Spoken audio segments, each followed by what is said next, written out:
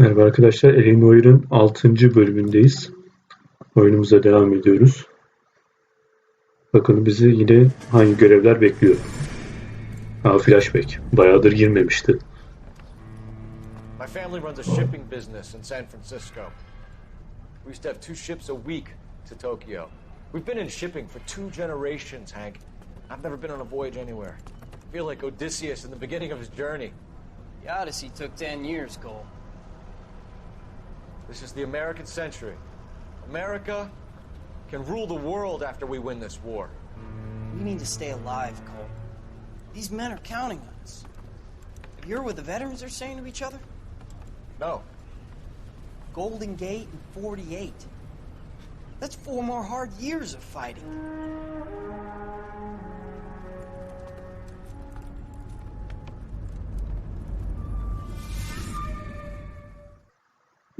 Acaba bu geçmiş zamanı ne gibi ilgisi var oyunla? Bunu da zamanla öğreneceğiz gibi.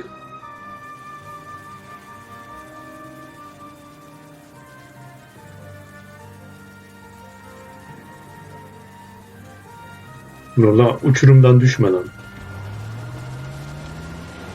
Hayda. Ulan tahmin ettiğim oldu ha. Phelps, Bukowski, you have a new case. 2 women, possible drink drive. How was that a case? The broad says she was doped and that somebody tried to kill her. Where did this take place? That's the bit you're gonna love. Right across the street. What?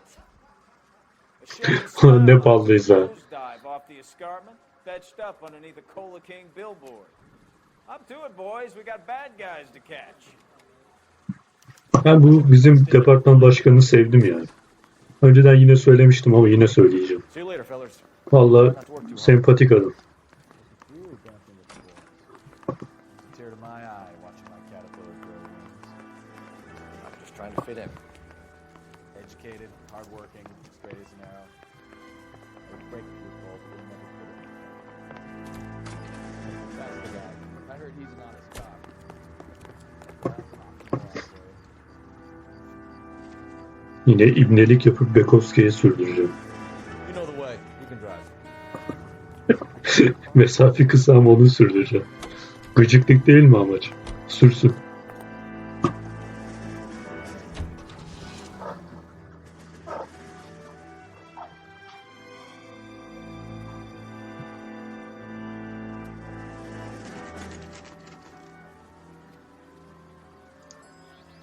Adam bildiğin bunda kesin cinayet vardır da.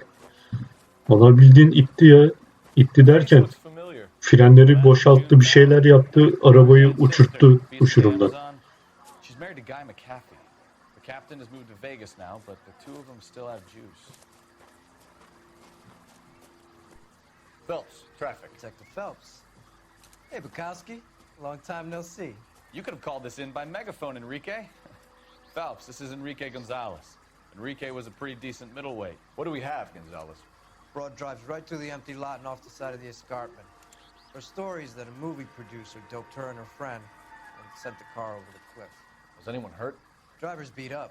Not too bad considering. If she hadn't hit that billboard, we'd be scraping both of them off the pavement. Passengers are Jessica Hamilton. She's just a kid. She's pretty knocked around. Kid gonna be all right? I think so. They've taken her to central receiving. If you want to take a look around, stall the ambulance. Thanks. Do that. One more thing. Watch out for the driver. She cuts rough. He. Demek ki sorguda dikkat edeceğiz. If you're looking for the coroner, he's down by the crash site. O adli tıp uzmanıyla konuşuruz. O önemli ya. Ceset hakkında falan bilgi veriyor. Şurada ipucu falan bir şeyler yok mu?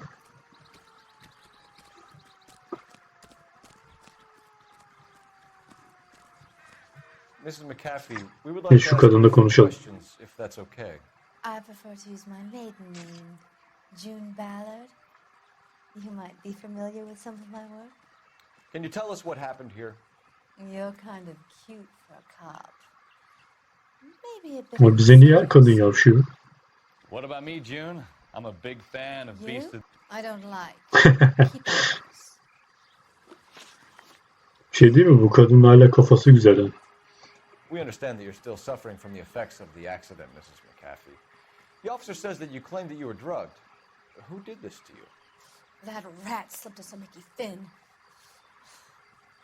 It's no wonder I feel so dopey. I can't remember.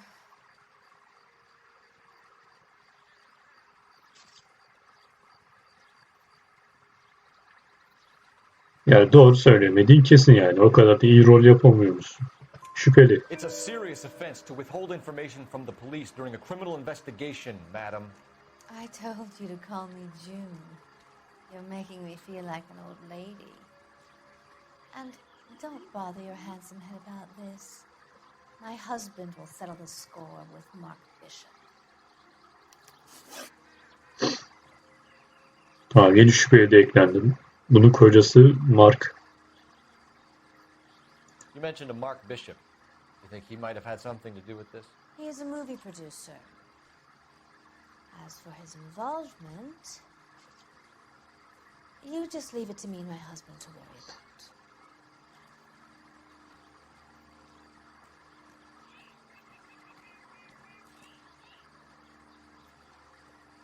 Bu kadın vallahi hiç böyle samimi gelmedi. Doğru söylemiyor bu yine ya. Ya da yine şüpheli diyeceğim ben bunu. İnşallah öyledir.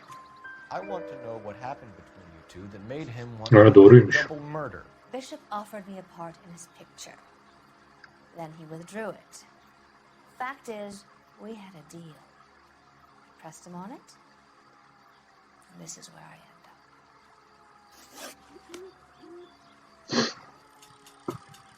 Şimdi bundan 2'de 2 yaptık. Şu yeni şüpheli Mark Bishop. We need to get our bearings. Let's go see the coroner. Bishop'u da görmeye gideriz. How bad is it? Come on, you can tell me. Böyle nasıl ineceğiz oraya? Bekovski gel düşersin. Şuradan mı iniliyor? Orada büyük ihtimal ipuçları falan olacak. Onlara da bakarız.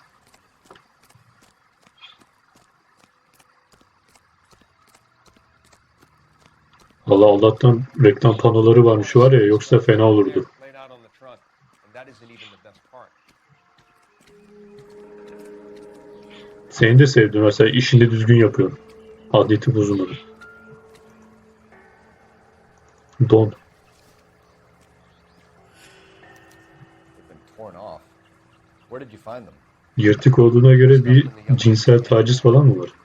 I'll run a trace for semen when I get back to the lab. Öyle, bizim kolda ondan şüphelendi.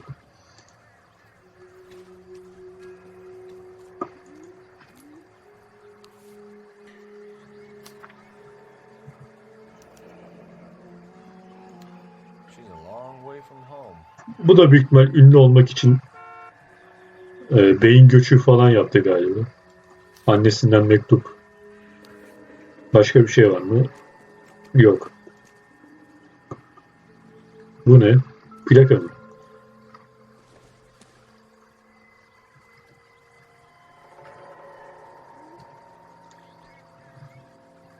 Bunun dersine bakacağım.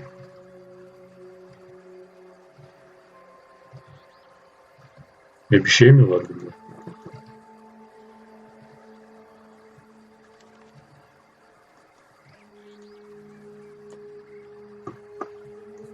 Ben mi yapamadım?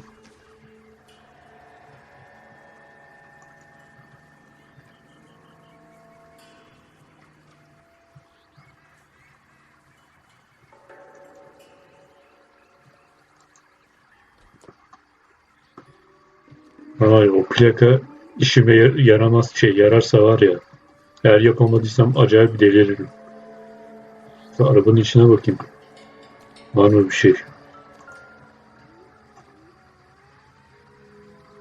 Looks like they're lucky they weren't more badly injured. Must have been unconscious. Being relaxed tends to lessen the soft tissue damage. Sen de bir konuşak. Drunk driver? Maybe not. How so? Well, the head I found without a body piqued my interest. See what you think. Alas, poor Yorick. I knew him, Horatio. Is it real? No. I think it's supposed to be a replica of an Indian shrunken head. It's some kind of curio or movie prop. See the casting marks? What's it made from? Plaster of Paris would be my first guess, then painted. So we can rule out the murder angle? No, you can rule that in. That thing was wedging the accelerator to the floor. Haydi. Aynen biri attı aşağıya arabayı. Bunda başka bir şey var mı?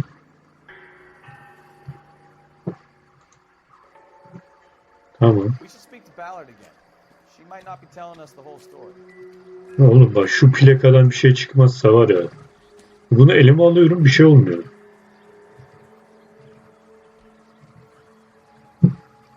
Önemsiz mi acaba? Neyse gidiyorum bak. Sen ne diyorsun? Funny how that thing at the rail yard turned out, don't you think? Şu kadını birkaç soru daha sorak. Bakalım ne diyecek.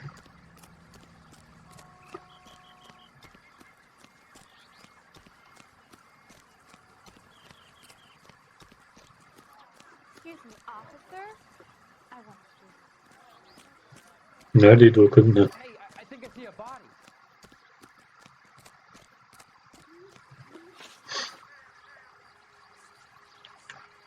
Yaralı bayan yolcu. What can you tell us about the passenger in your car? Jessica Hamilton.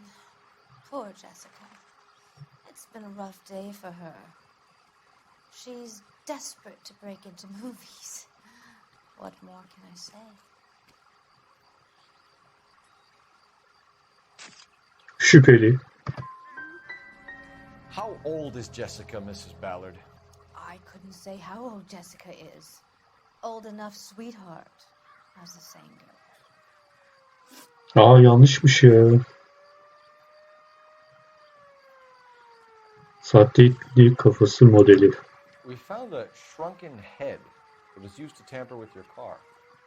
You see, I normally don't drive off cliffs. The last thing I remember is getting behind the wheel. Bence doğru söylemiyor. Yine şüpheli diyeceğim. It's obviously some kind of movie prop. You must know where it came from. In case you hadn't noticed, I am the talent. And the talent doesn't deal with props or sets or any of that kind of stuff. Why don't you ask Mark Bishop which prop house he uses? Mrs. McAfee, I think it would be in everyone's best interest if you accompanied Patrolman Gonzalez back to the receiving hospital. I'm going to be okay. These guys can take me home after. My lawyer and I have talked to the news house. Mrs. McAfee, you are still under the influence of narcotics, and you're likely to go into shock once the drugs wear off. And I thought you were a heel. It's nice of you to be concerned. Geç, daha demin yavşıyordu. Alçak olduğumuzu düşünmüş bir de. Narkoz kafası. Şu Jessica ile konuşalım. O arabadaki yolcuyla. O da herhalde ünlü olmaya çalışıyor bunun gibi. Gerçi bu ünlü ama. Bekovski sen sürüyorsun. Hiç boşuna oraya doğru Can gitme. you drive to this one? Do we know where we're going? Biliyorum tabii.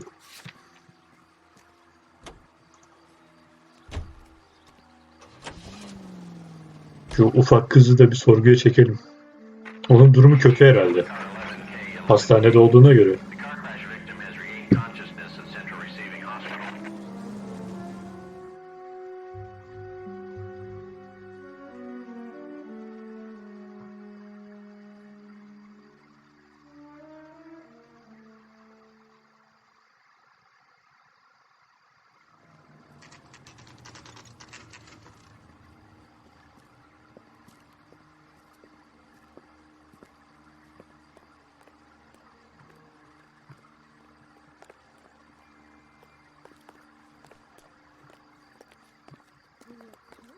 Hello, Detective Phelps, here to interview a Jessica Hamilton. Jessica Hamilton. Oh, yes. She's in the room, right behind you, Detective. Bu oyundaki kadın karakterler hep birbirine benziyor.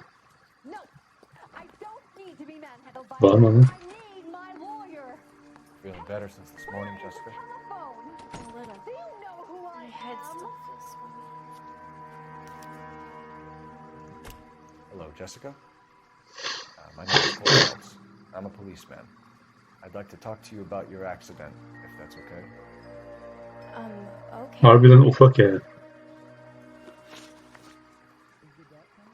Can you tell me what you remember about the crash? It's all kind of fuzzy. I remember waking up here. Nothing happened yesterday.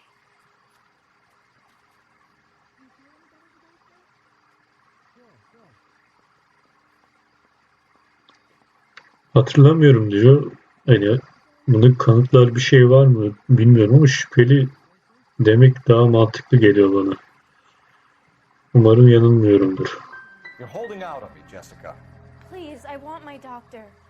I'm not sure I can answer any more questions right now. Hayda.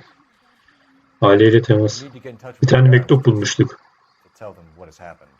Oh, you don't need to worry them. They sent me along to stay with Aunt June. They trust her to take care of me. Yalan. You're lying, Jessica. How are we going to make this right if you lie to us? Please, detective, why would I lie to you?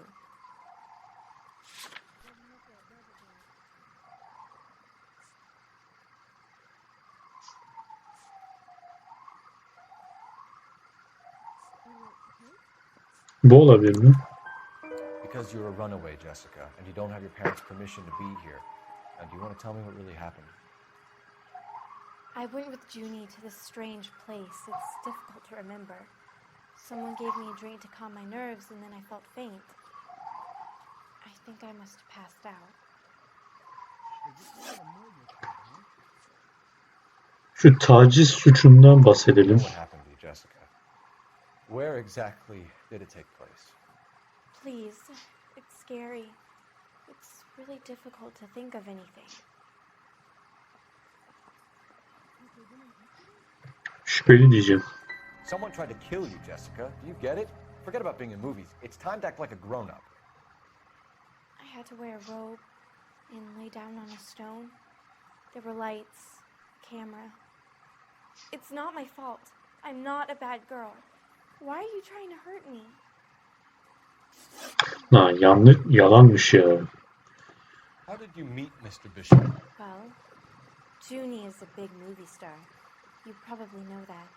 She's doing a new movie.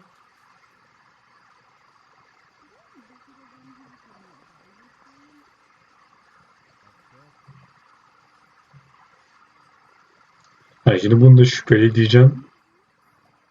Yalan çıkacak. What's the story with Bishop? Doğru çıktı galiba. Why does he want the two of you dead? That can't be true. Mr. Bishop seemed very happy today. I mean, yesterday. And that's why he wedged a shrunken head against the accelerator pedal and punted the two of you over an escarpment? I overheard Junie speaking to him on the phone a couple of times. Screaming, really. She can be very hard sometimes, Junie. But they seemed okay yesterday, like they worked it out. Thank you, Jessica. İyi bari. İki tanesini doğru bildik de. If you think of anything or you need some help, just get in touch, okay? Okay. I think it might be a good idea if you went back home till you felt better, Jessica. I couldn't do that, officer. What if I got the part and I wasn't there? Bu ünlü olmakta kafayı bozmuş. It's the tale of this town, Cole. Lambs that go willingly to slaughter. Who the hell is that?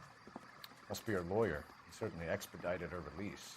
I don't like it, Cole. Why is she in such a hurry? We should follow her. Bence de.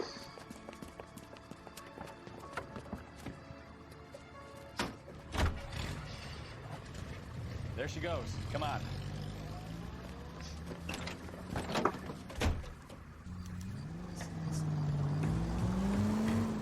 Çok da yaklaşmamak gerekiyor yoksa yanarız. That would be a bad time to forget how to drive, Cole. Ya tamam Bekovski ya. Sanki sen çok güzel kullanıyorsun.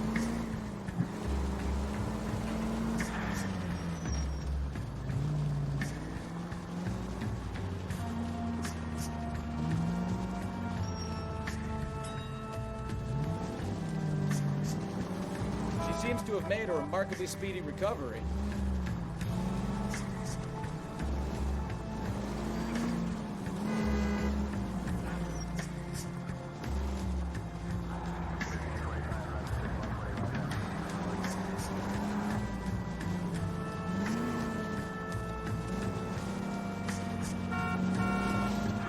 Lan yanlış yol. Ben de sanıyorum ileriden döndü. Navigasyonu karıştırdım ya.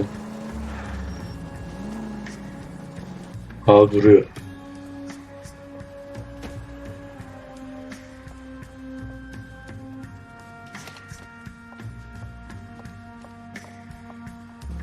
Get in there and see what she's up to. Bizi tanıyacak orada.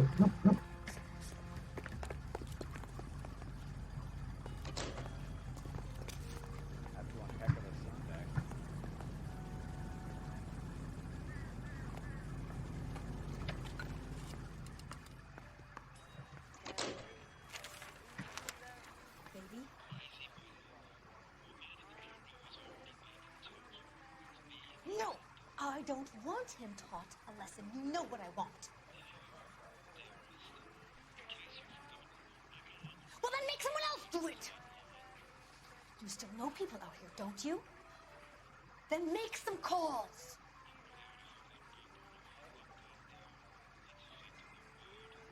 I'm going to be very clear about this. You get this done, or I'm... Wilson's Hotel. Mr. Mark Bishop, that son of a bitch, lives in apartment 803. Hayda, adamı mı öldürecekler? Sure, I got the film. Herhalde Bishop'u öldürmeye çalışacaklar. Biriniz aradı söyledi.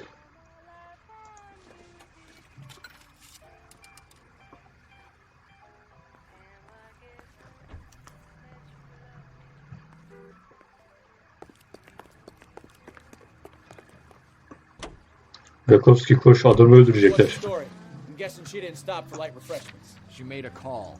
Sounds like Mark Bishop has a heap of trouble in it. Aynen. I've got an Adamı öldürecekler. Hotel, apartment 803. Oh shit, you better step on it. If he's got any sense, he'll be as far away from home as possible. If he had any sense, he wouldn't have tried bumping off Guy McCaffrey's wife in the first place. Or he'd have done the job properly. McCaffrey will break a fella's legs just for looking at the fraud. What did you make of the kid? Did you believe her story? I think she was doped out of her tiny mind and given the Lan. casting couch. Watch it! Oğlum ne yaptık lan? Bir şey değil mi? Hiç beklemiyordum ha. I think she was doped out of her tiny mind and given the casting couch. That fucking bitch Ballard sold her out. So if Ballard was doing someone a favor, why did they try to kill her?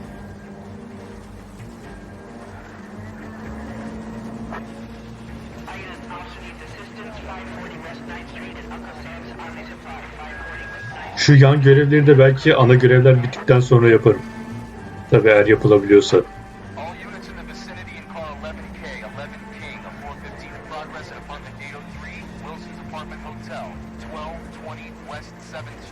Ama şu an için böyle hikayeyi bozmak istemiyorum yani, o yüzden yapmıyorum.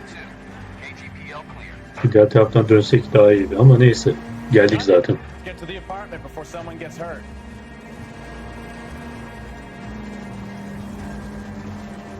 Oğlum inşallah adamı öldürmemişlerdir ha. Az önce çarptım, çaktırmayın. Koşun lan.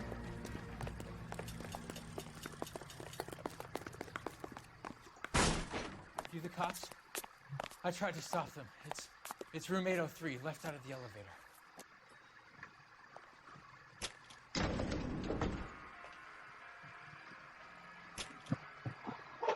Sounds like we're about to make it a hat trick of hysterical female witnesses.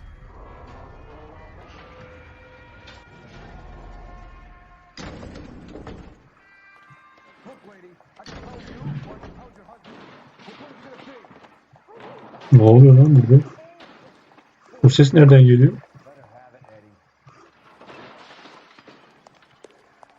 Ha şura. Lan dur gitme. Şurası. Gel bakayım. All right. Really want to dance? Yukovski dayak yeme Kelso gibi.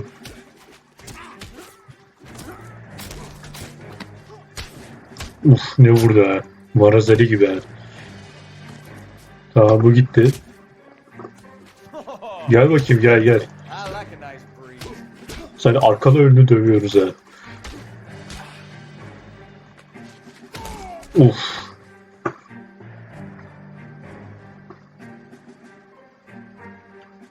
Büyük ihtimal o kadını da tutuklayacağız galiba.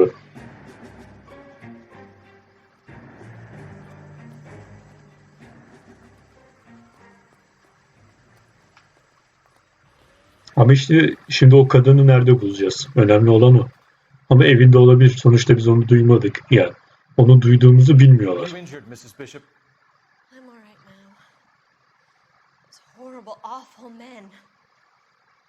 Perhaps you should sit down. Bu arada ben düzelteyim. Bishop o kadının kocası falan demiştim ama Officers, I'm very flawed. şeymiş yani pardon. I'll just sit Kadınmış yani. That's perfectly normal, man. Yanlış Take a moment, okumuşum. look around. Neyse düzeltmiş olayım. Bir şey olmaz. Just look at this mess. Valla az kalsın gebertiyorlardı seni ya. Sen o kadının yerini biliyorsundur. Sana soracağız onu. Aynen bence de çöp. Bunlar kim? Looks like a mermaid in the background. Silver screen. Who are these men in the picture? Silver screen şey mi? Mark, Set yeri. Marlon Hopgood. They work together on occasion. That's Hopgood's shop.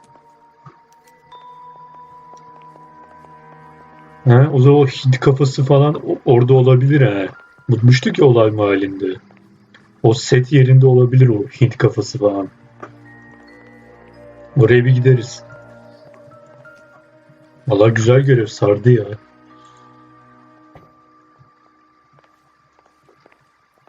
Valla oyundan şimdiye kadar çok zevk aldım ha. Cidden Rockstar'ın böyle senaryoları falan güzel oluyor. Oyunlarındaki.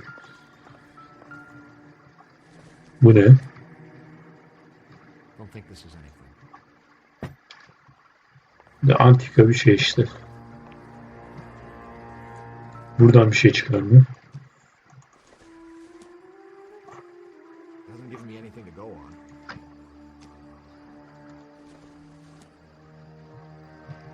Ruj. Sen de bir alta yaramıyorsun ama bakacağım yine de. No good to me.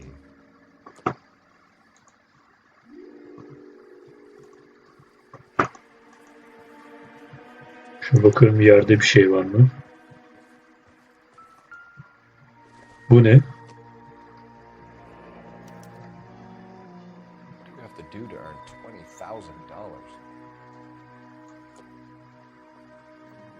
$20,000? Şey olabilir. İşte o cinayete teşebbüs onu arabayı attılar ya aşağıya. Onun için 20 bin liralık bir çek olabilir yani. Karşılar. Öyle bir şey yapmak için yeterli bir para.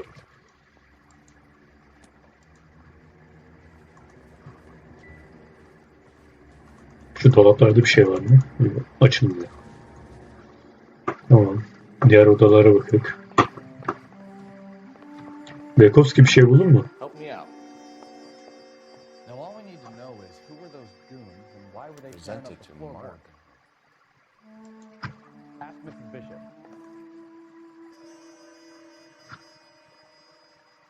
Aynen bu Silver Screen'e gideceğiz. Orada vardır bir şeyler.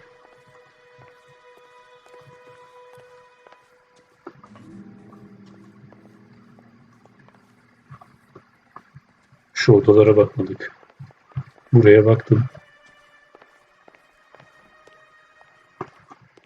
Ha burası apartmanın dışı pardon. Tamam şunu bir sorguya çekelim.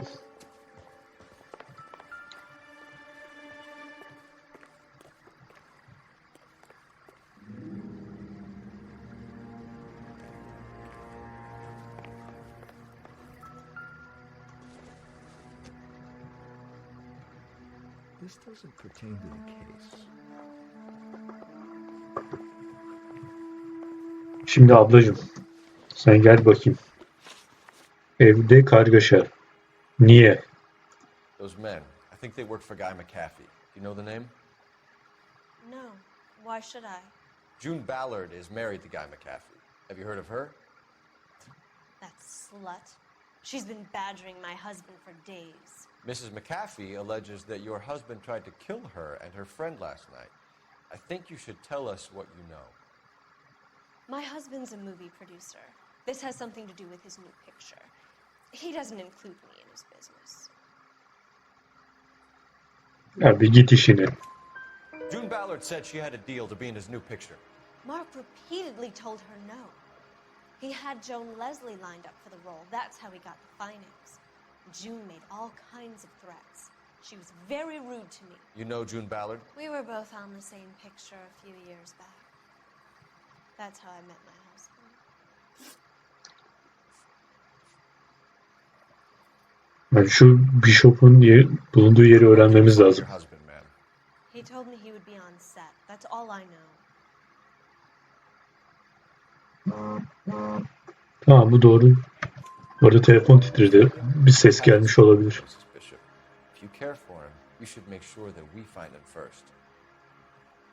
I do care for him. But I don't really know where he'd go if he were in trouble. Hopgood might know. Tamam, bu da doğru. Bir de şu çeki soralım. Why is your husband paying Lorna Hopgood $20,000? Lorna? Marlon's ex-wife? Are you sure?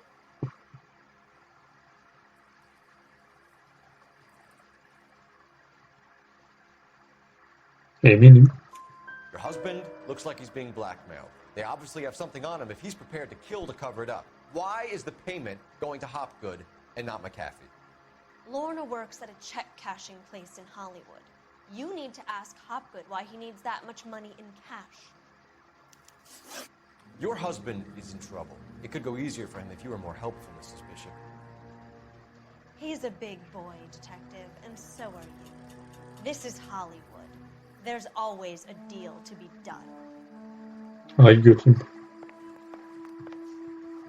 Burası Hollywood'muş. Bana ne Hollywood'sa. Şu adresi öğrenik. Operator, give me R&I. Putting you through now. Phelps, badge 1247. How can I help, Detective? I need a location on a silver screen prop store.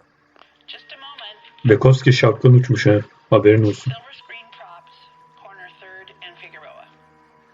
Thanks for your help. Ama şapkasız sende hiç karizma gidiyor yani. Şurada bir yerde şapka vardı, onu giy. Ha bak şurada. Al onu yerden. Adam hasta etme.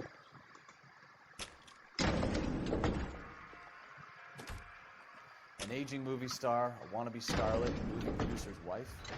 We're finally rubbing shoulders with the almost rich and famous. And from the stories they've given us, clearly none of them can act. Bence de.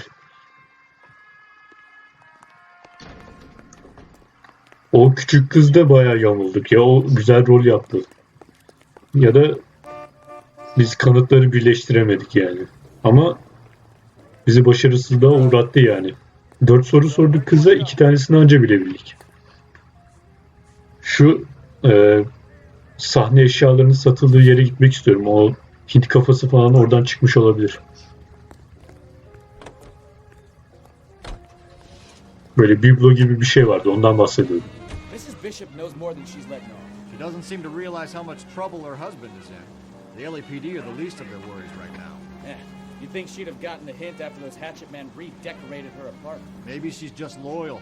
Or she's in on it. She didn't seem like your average giddy broad with nothing between the ears. Or she might just be trying to buy enough time for Bishop to put a couple of oceans between him and the cat.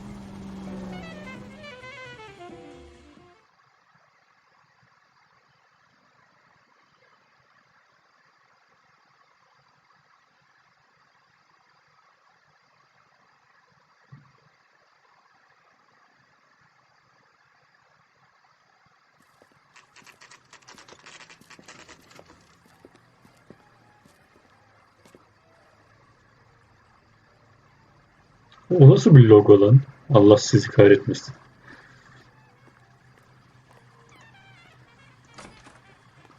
Selamünaleyküm.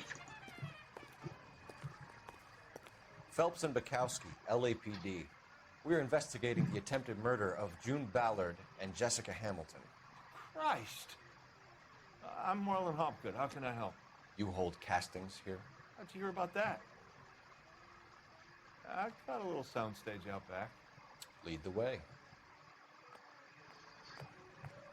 Bu adamı da gözüm tutmadı ha. Var bunda bir şeyler.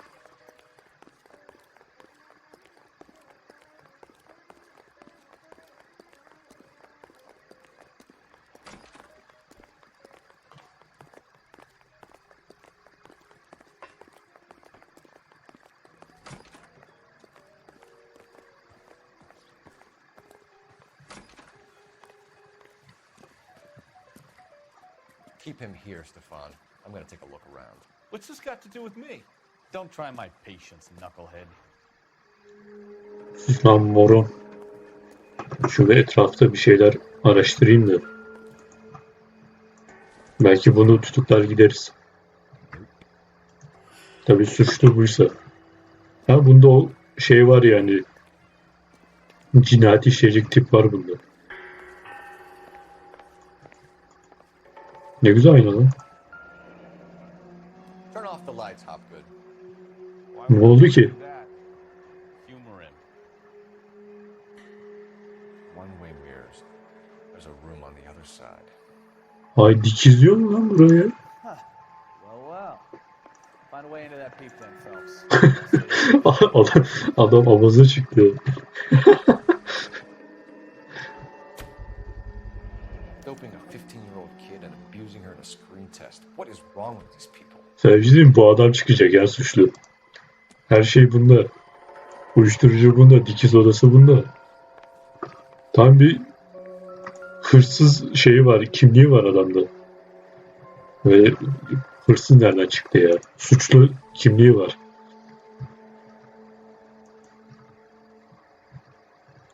Sende ne var?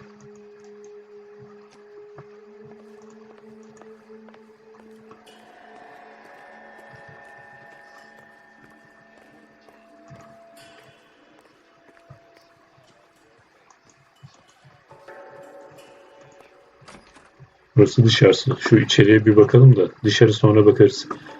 Şurada bir oda var demişti.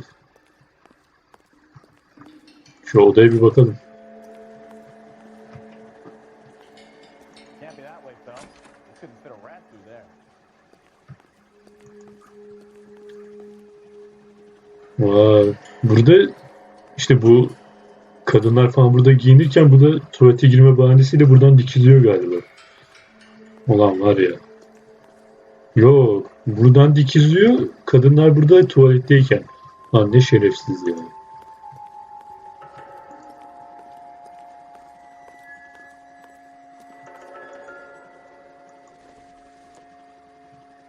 This isn't what we're looking for.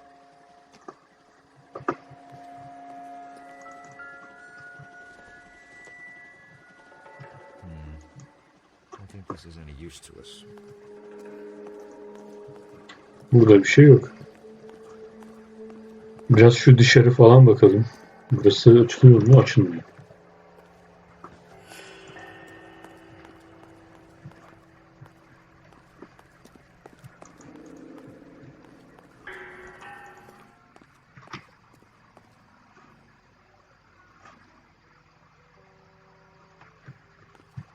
Burada çöp kovalarına falan bakalım. Bazen bir şeyler çıkıyor. Var mı bir şey? Yok.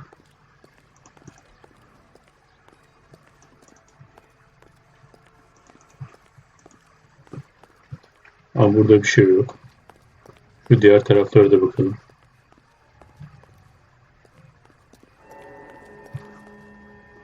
Şurada bir müzik giriyor ama oraya yaklaştığım için mi acaba? Şurada bir yer var. Bir şuralara bakayım.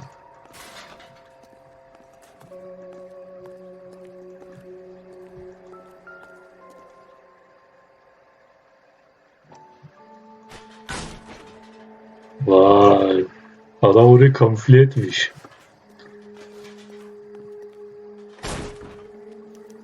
Bizim kolda artık sertleşti yani, böyle bir tahammülü kalmadı adam. Bak adam harbi dikizci ya.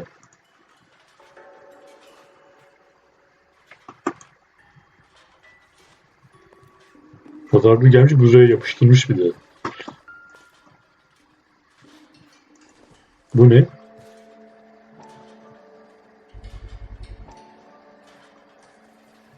Ha, Jessica Hamilton, o küçük kız var ya. What happened to the film of Hamilton's screen test?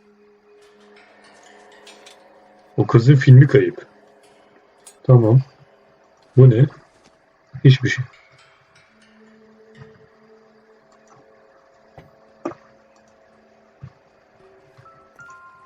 Bu mu?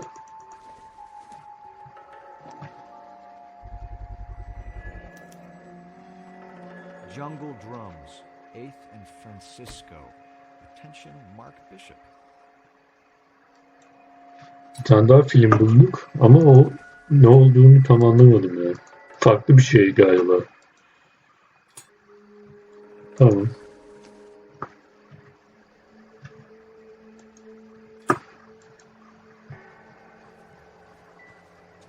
wonder if they saw this, how many budding starlets would still get on the bus to come to Hollywood.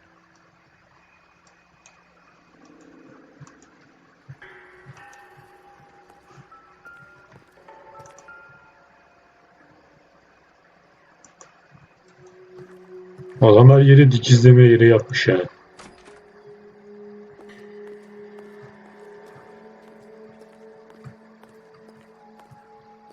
Başka bir şey var mı?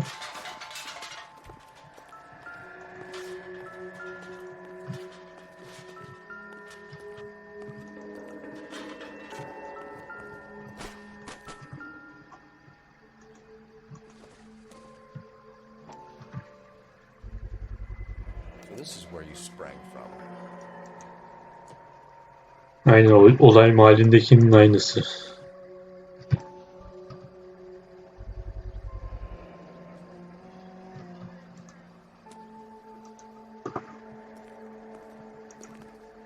Aa, gazete. Tamam. Bunu izleyelim ya.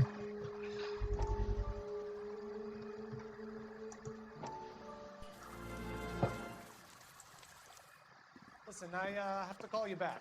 I got some business here. Sit down, Courtney. This is Mickey. Mickey, this is Courtney Sheldon. What would you like to drink? Scotch. Straight up. I hear you're back at school learning to be a doctor, kid. Yes. That's right, Mr. So Cohen. you want to be a doctor and a dope peddler. Interesting combination, huh? Do we have a problem, Mr. Cohen? We might have. Hayır, uyuşturucu işi olduğu belliydi zaten. To my boy Lenny looked like a good move, but Lenny has been supplying wholesale, so to speak. The Bindle boys in this town aren't used to the juice without a little of the middleman taking his cut. Lenny promised that wouldn't happen, Mr. Cohen. And Lenny works for you. What can I say about Lenny? Let me think. Oh yeah, he's a putz. And he's lazy, and he's greedy, but he's my wife's brother. How can you make a cake with those ingredients, huh? So how is that my problem, Mr. Cohen? Well, kid, the only way we're going to be able to make this work is to do some repackaging. We need to get the dope out of those dinky little cardboard boxes and... Surrettes. Yeah, surrettes. Right. And put into big vats with water it down a little bit. I won't bore you with the chemistry, but it doesn't work that way. You're likely to kill even more people. Okay, listen. I want to buy you out, kid. I'll offer you 50 grand. 50 papel ne lan? Dilenciye para mı veriyor?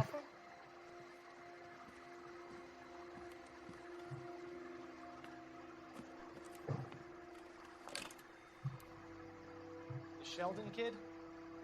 I think I want him dead. Hayda.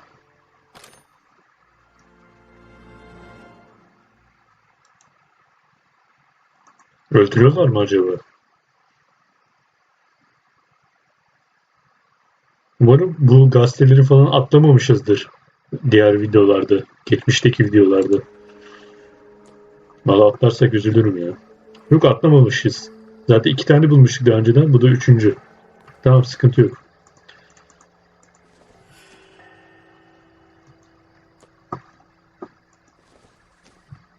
Bunlar hep aynı zaten. Bir şey yok bunlarda. Bir de şuraya bakalım.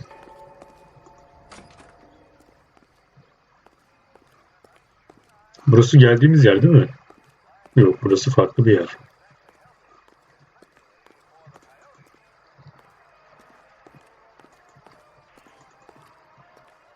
Şurada bir oda daha var.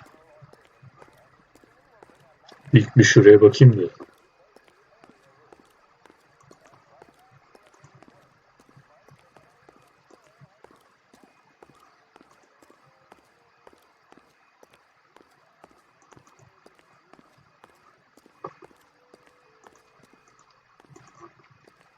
Burada bir şey yok. Şu kapıya da bakalım.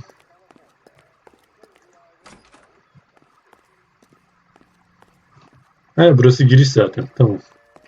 Buralara baktık. Gidip şu adamı bir sorguya çekelim ya.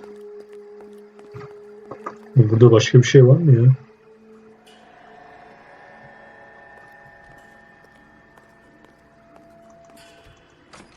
Neyse şu adamdan bilgi alalım. Büyük ihtimal suçlu bu çıkacak ya.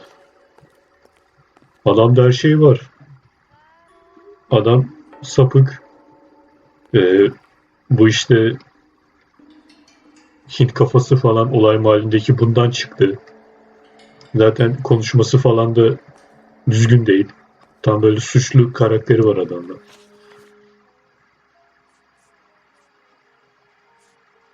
You ever do any work for Mark Bishop? Mainly do work for the studios. RKO, Republic, Warner Brothers. So yeah, when Bishop was doing work for a studio, yes. When did you last see him? Now I'm doing work for his next picture. Still pre-production though. Haven't seen him around here in a while.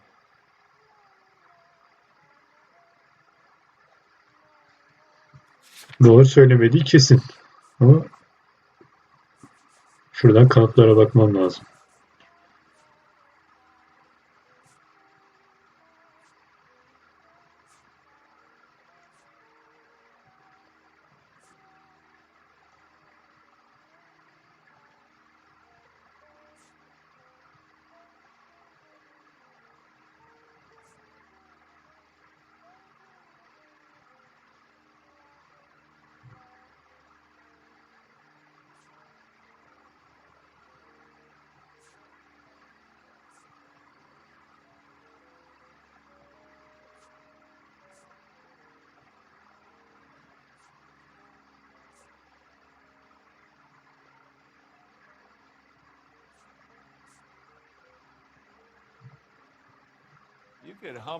Bu olabilir mi acaba?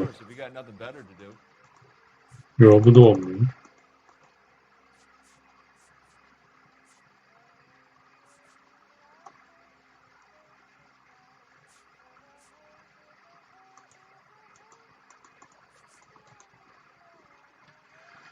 Sezgi mi kullansam? Ha yalan. Tamam da. Acaba hangi kanıt? Bishop was here and you know exactly what he was doing and what he left lying around afterwards. You come in here without a warrant and now you start throwing your weight around?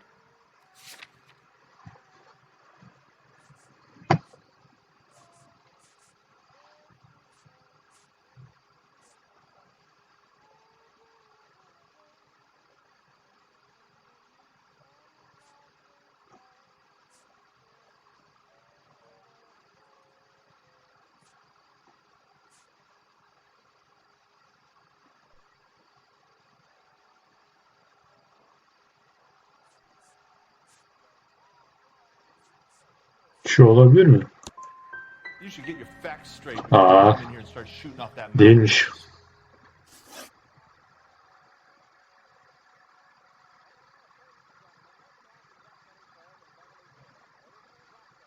Ben alttaki soruyu soruyorum sandım ya. Ulan var ya. Any idea where he might have gone to ground? If he really tried to kill McAfee's wife, my advice to him would be to leave town.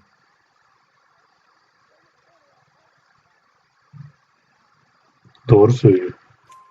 You're delivering props to jungle drums on 8th Street? Bishop is using that old rundown wreck of a set. That place is dangerous. But it might be a good spot to hide.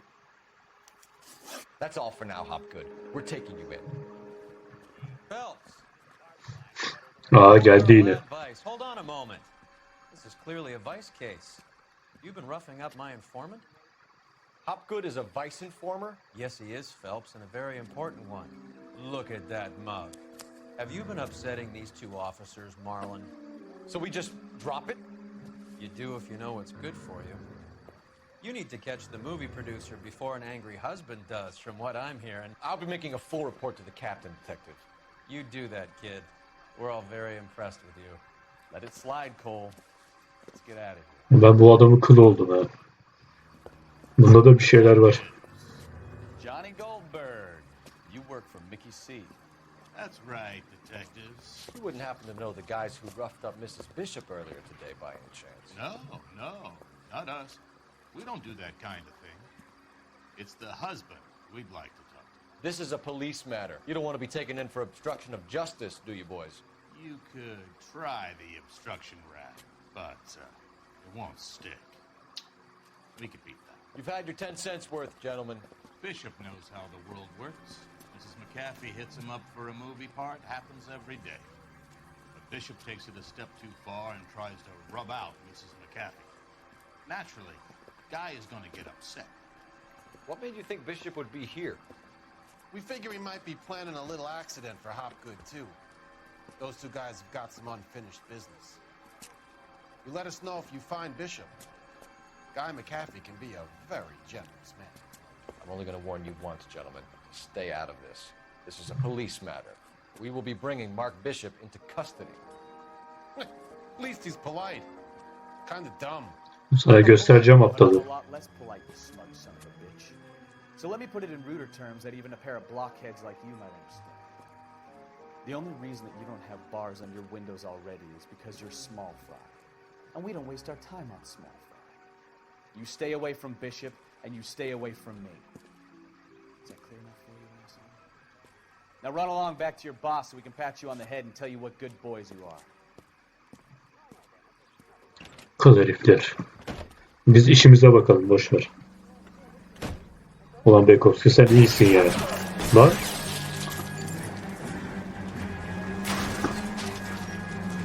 Bunlardan kaçacak mıyız?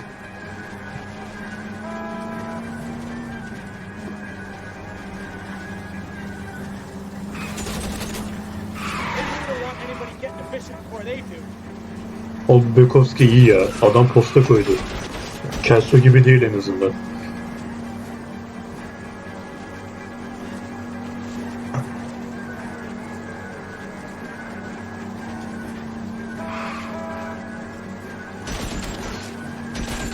Şuradan şöyle aniden dönsem.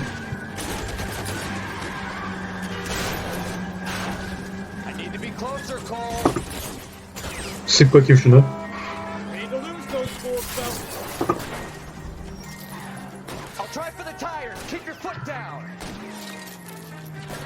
Tamam sık hadi bekliyoruz. Daha bunlar gitti. Oh, Christ. And they say working traffic is like watching paint dry. Yanlış tuşa bastım. You know how to piss people off, Bukowski. Hey, if they're prepared to gun down cops in broad daylight, McAfee really means business. Seems like we're the only ones who want Bishop alive. I have a good mind just to let him go work on the son of a bitch. I'm about done putting my life on the line to protect some child molester. That's our job, unfortunately. They don't get to dole out the justice. Belki bu Mark Bishop da bayağı sağlam biri yani. Adamın zarar görmesini istemiyorlar hiçbir şekilde. Daha doğrusu hapse girmemesini.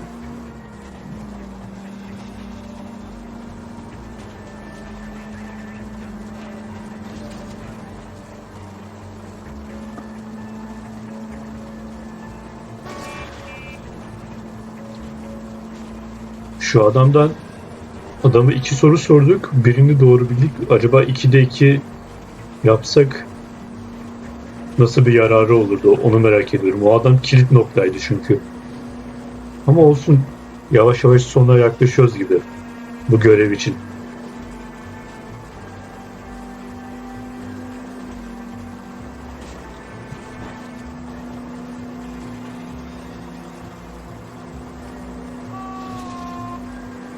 O nasıl bir kornaydı lan?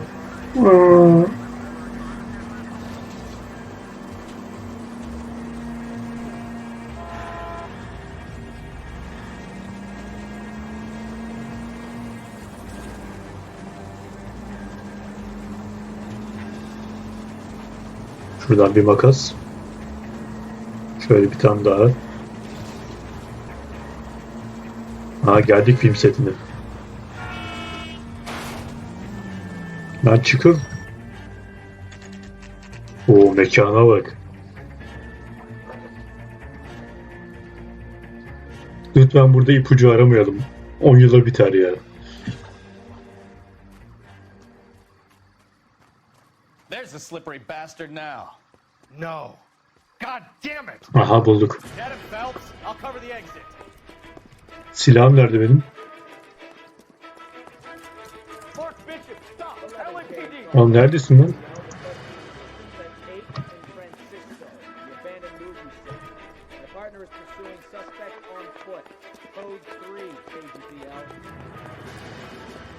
Trying to help you, Bishop. This is all a big mistake.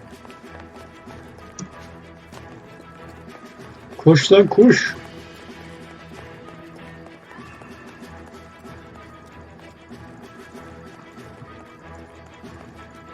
It's us or McAfee's boys. Your choice. I didn't do anything.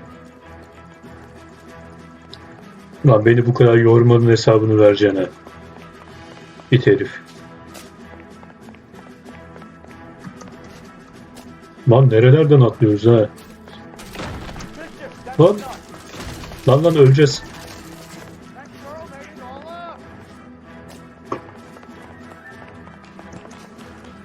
Lan tekme atma. Ya Allah seni. Bekle, geliyor.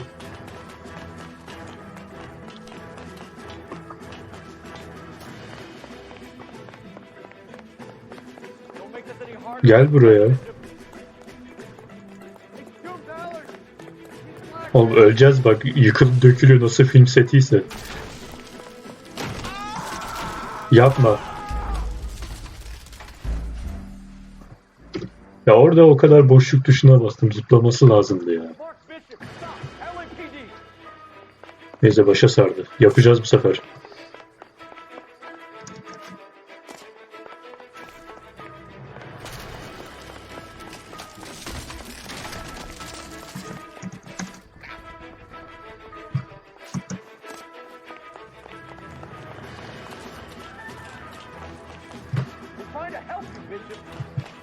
Orada tekme atacaktı, o yüzden durdum.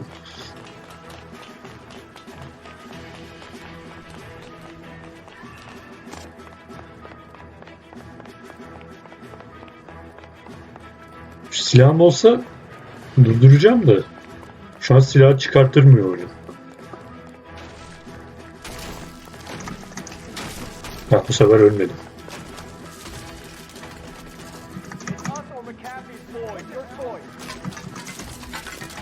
O böyle Temple Run'a döndü oyun.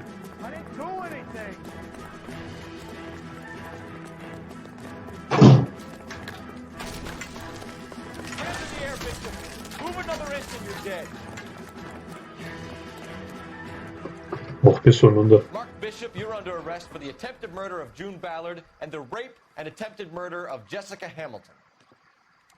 All right, I'll come quietly. Just don't kill me. If you found me, then McAfee's goons will too. Oh, we need to get out. Aha.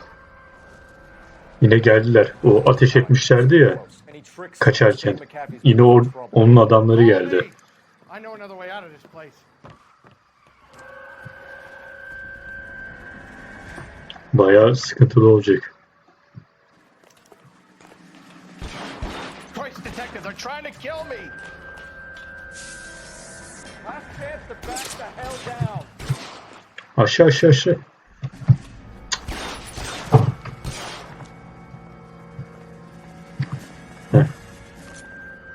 Nerede o? Öldü. Tamam. Şu silahını da alalım. Şunu. Tüfek lazım olacak.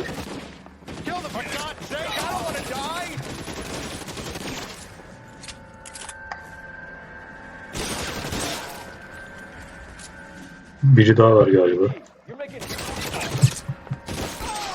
Aa, ben seni görmedim ya. Kalk bir daha.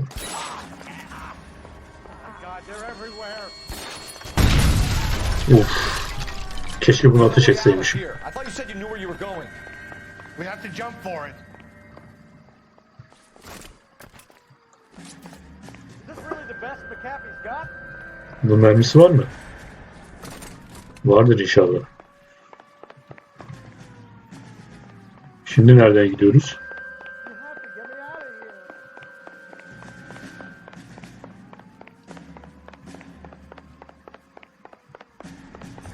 Sen nereye gittin?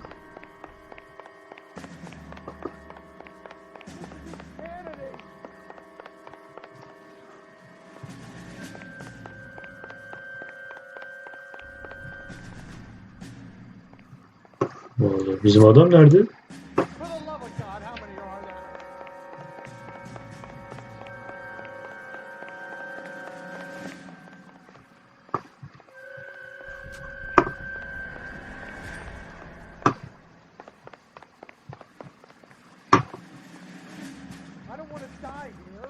Bir şey diyeyim, şu an adamı bulamıyorum.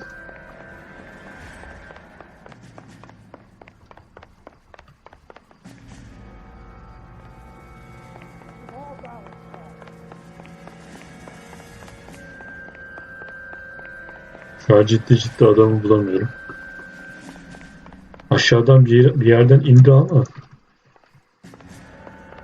kaybettim.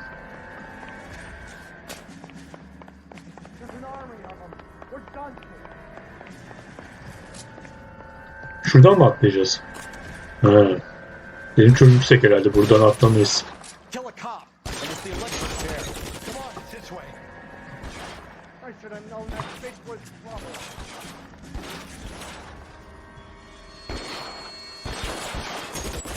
Tamam, bu da gitti. Tamam, bu da temiz.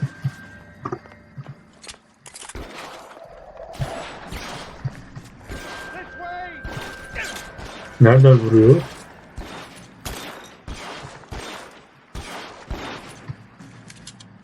Bir yerden vuruyor ama hiç görmüyorum. Ha, yukarıdaymış.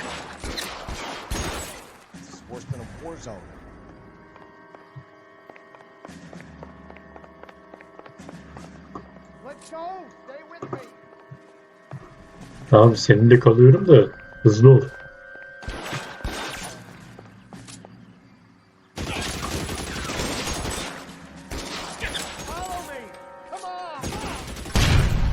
Of.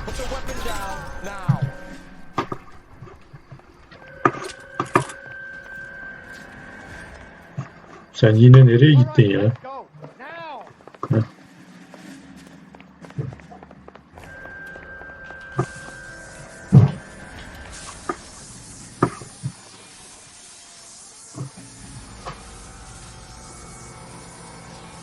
Bizim Bekovski de aşağıda.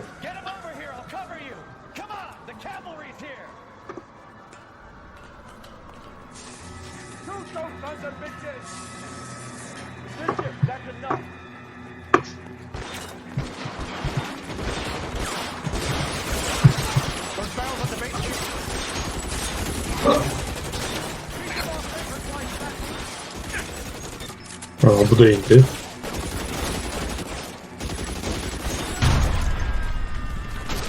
Bir şey değil mi? Film seti yıkılıyor yani. Burası tepemize çökecek.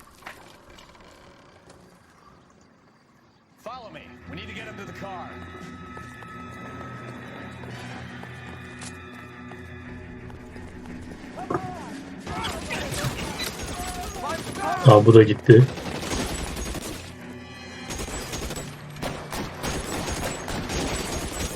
Tamam. Bu ne görevdi ya? Hala da devam ediyor yani.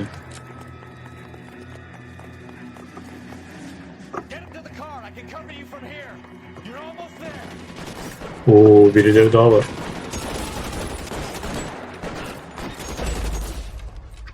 Aa, polismiş o.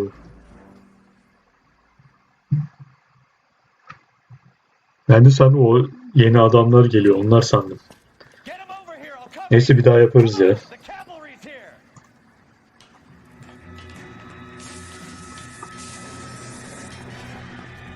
Tamam, çok geriden başlatmaz zaten.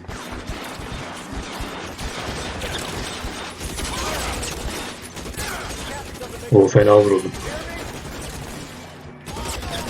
Şu tepedekini indirmemiz lazım.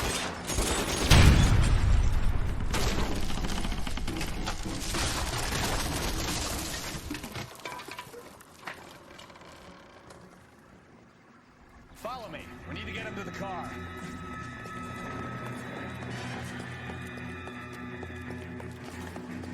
Abi şurada tepede bir tane adam vardı. Tamam. Biraz vurdum ama hala yaşıyor. Ay, yine ölmedi bak. Ha, bu sefer öldü.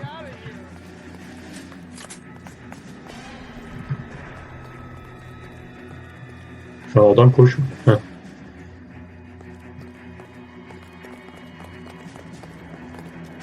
LAPD, you're making a big mistake.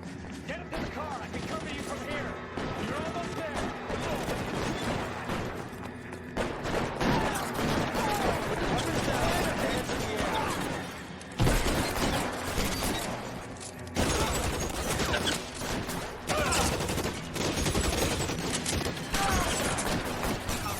That's the captain's job.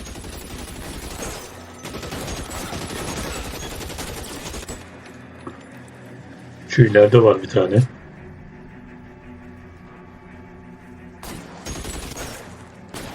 Şu ayağından vursam.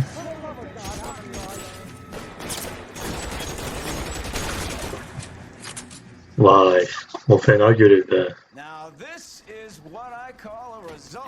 Bir şey diyeyim mi? Bu görevden sonra bir terfi alırız. Film producer, an all-around piece of shit, catches a fast ticket to Quentin for snatch, rape, and attempted murder. So he gets to spend the next 15 years playing sissy instead of sticking it to little girls. That is justice, capital J, Detective Phelps. Developed such a reputation, I'm not going to be able to hold on to you any longer. You're getting promoted. Go İşte bu. Get your new assignment. Bu sefer doğru düzgün bir departmana gidelim bari ya. Trafikten kurtulduk.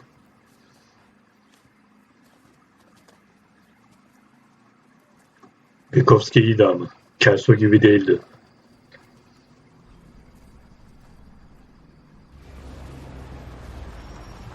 Ha, yine geldi.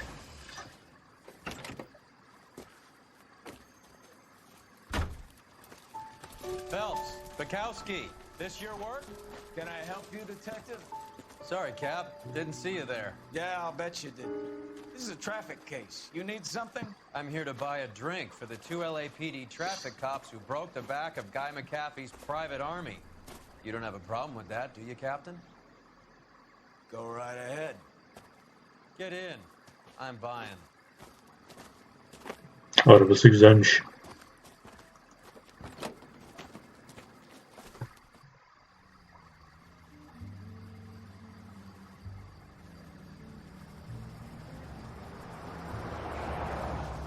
You'll like this place. A lot of movie people hang out here.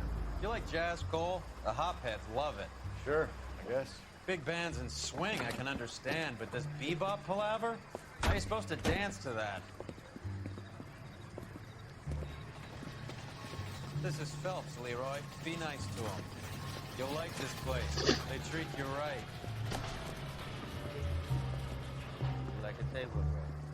What do you think we want to do? Stand at the bar like I'll chumps? get a table ready for you. Don't look so happy to see me, Alphonse. I might get the wrong impression. Cole, this is Alphonse. He's a French Negro from Africa. Can you beat that? The Congo. A pleasure to meet you, Alphonse. Is Elsa singing tonight? Yes, she is. She has the next set. Adam bir de ırkçı çıktı ya. While they're fixing us a table. You'll like her. She's something else. Maybe another night, Roy. She's pretty beat up about it. Get your hands off me. Don't ever tell me what to do or what not to do, Alphonse. You got a nice Bu adam harbiden kıl. Don't spoil it. If you will follow me, detectives. Just through the door. He was my only real friend, Harley. We went through it all. Aa, doktor da burada. To me. Of course I did. You have no idea. You said it was construction work. It was an industrial accident, Elsa. How can I be held responsible? Elsa, are you going on? Louis, for God's sake, he was my best friend. The only man who ever loved me without putting his hands on me. Hi, Elsa. Here's someone I'd like you to meet. Cole Phelps, war hero and crime fighter extraordinaire. And why would I want to meet another fascist from the LAPD? Sorry about this, Cole. What an evening I'm having. First a Negro puts his hands on me, and then this. Who do you think you're talking to, you German junkie whore? Don't you ever forget your place with me again. Do you hear me? Evening, Doc. How's business? Sanguine. Louis, help me here. I'm gonna have to give her something before her performance. Senin ne vereceğini biliyoruz zaten. These artsy-fartsy types always get a little flighty. Meet Dr. Harlan Fontaine, doctor to the stars. Mr. Fix-It to the mental wreckage of Hollywood. So what about that drink, boys? Yalnız o verdiği sakinleştirici değildi. Başka bir şeydi. Vay be, doktoru burada da gördük. Da güzel, baya güzel bir görevdi. Sonraki videolarda görüşmek üzere. O cinayet masasını terfi etmişiz ya. Demek ki daha güzel görevler gelecek. Sonraki videolarda görüşmek üzere, takipte kalın.